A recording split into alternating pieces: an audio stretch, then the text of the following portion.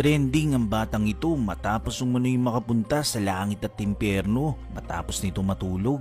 Well, hindi na bago ang ganitong testimonya dahil noon pa man ay may bata na ring nagtestify noon na taga Ecuador at ito'y si Angelica Zambrano na umano'y nakarating na rin sa langit at impyerno. Katunayan, naging kontrobersyal pa nga ang mga pahayag nito dahil marami itong binanggit na celebrities at religious leader na nakita umano nito sa impyerno tulad na lang ni na Michael Jackson, Selena, Pope John Paul II at marami pang iba. Pero this time, ang batang nakapunta umano sa langit at impyerno ay isang batang Pinay. Dito, ikinuwento niya na una niyang napuntahan ng impyerno at nakita niya raw dito ang mga artista na namayapa na. Sabi pa niya na kung ano raw ang ginagawa ng mga taong yun dito sa lupa noong nabubuhay pa, ganun din daw ang ginagawa nila sa impyerno. Kabilang sa mga artista na nakita niya umano sa impyerno ay sina Dolphy, Michael Jackson at marami pang iba. Kitang-kita niya raw ang mga ito na hirap at humihingi raw sa kanya ng tulong. Isa pa raw sa nakita niya na hindi niya inaasahan ay ang makitang kanyang yumaong ama sa impyerno. Nanghihingi raw sa kanya ito ng tulong habang hirap at nagliliyab. Matapos yun ay dinala naman daw siya sa langit. May malaking gate at ginto raw ang nilalakaran dito. Purong nakaputi raw at mahaba ang buo ang mga naroon. At dito naman nakita niya raw sa langit ang yumaong asawa ng kanilang pastor na nagdarasal. Well, ito ang buong video ng testimonya ng batang nakapunta umano sa langit at impyerno. Kayo nang humusga kung kapani-paniwala bang kanyang mga sinasabi o hindi. Kung kumakanta sila doon, kumakanta din sila doon. Tapos kapag yung mga artista sila, Dolphy, yung mga si Pope John Paul, Michael Jackson, yung mga celebrity, nandun sila. Kung anong ginagawa nila dito, ganun din ginagawa nila doon sa impyerno. Hirap na hirap sila, humingi sila ng tulong sa akin. Sinabihan nila ako, wag daw ako doon. Hindi daw ako nararapat doon. Nakita ko yung papa ko, nandun siya. Nangingi siya ng tulong sa akin. Sinabi niya sa akin na, anak, huwag ka dito. Masasakta ka, hindi ka nararapat dito.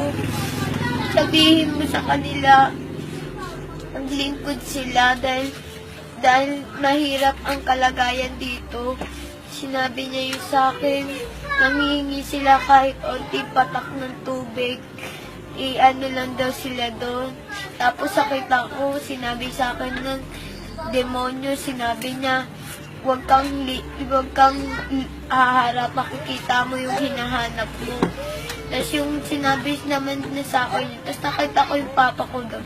Yung papa ko kung anong ginagawa dito, ganun din ginagawa niya doon. Tapos nakabuto-buto na siya, kalansay. Tapos umaapoy siya.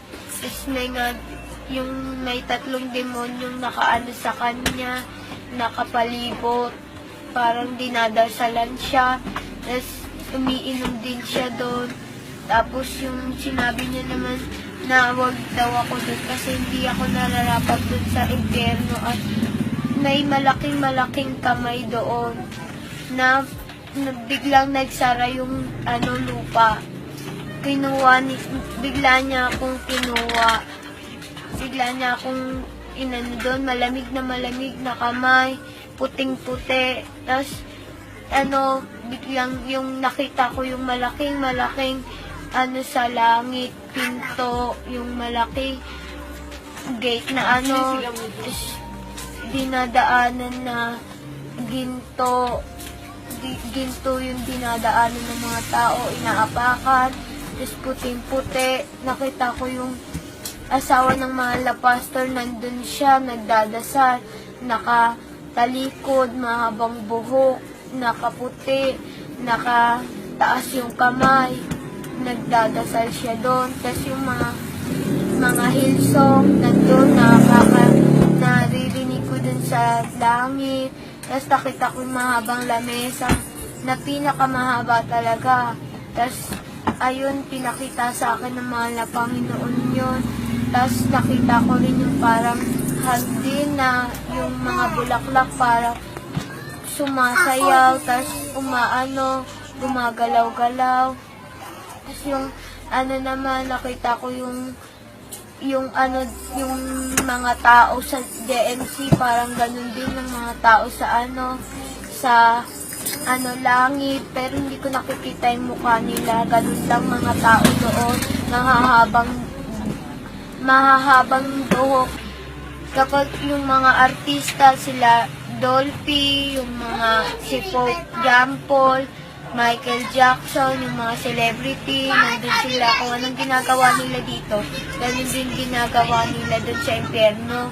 Hirap na hirap sila, humingi sila ng tulong sa akin. Sinabihan nila ako, wag daw ako doon.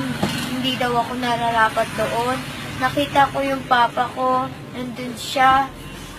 Nangingi siya ng tulong sa akin. Sinabi niya sa akin na, anak, huwag ka dito. Yung papa ko kung anong ginagawa dito, ganun din ginagawa niya doon. Tapos nakabuto-buto na siya, kalansay. Tapos umaapoy siya. Tapos may tatlong demonyong nakaano sa kanya, nakapalibot. Parang dinadasalan siya. Tapos umiinom din siya doon. Tapos yung sinabi niya naman na wag daw ako doon kasi hindi ako nararapat doon sa impyerno at may malaking kamay doon na biglang nagsara yung kung kumakanta sila doon, kumakanta din. Masasakta ka, hindi ka nararapat dito. Sabihin mo sa kanila, maglingkod sila dahil mahirap ang kalagayan dito. Sinabi niya yun sa akin, nangihingi sila kahit onti patak ng tubig. Ano lang daw sila doon. Tapos sakita ko, sinabi sa akin ng demonyo, sinabi niya, huwag kang haharap, makikita mo yung hinahanap mo. Tapos yung sinabi naman niya sa akin, tapos nakita ko yung papa ko doon, ng lupa. Bigla niya akong kinuha. Bigla niya akong inano doon, malamig na kamay, puting-puti. Tapos, biglang yung nakita ko yung malaking sa langit, pinto, yung malaking gate na dinadaanan na ginto yung dinadaanan ng mga tao, inaapakan.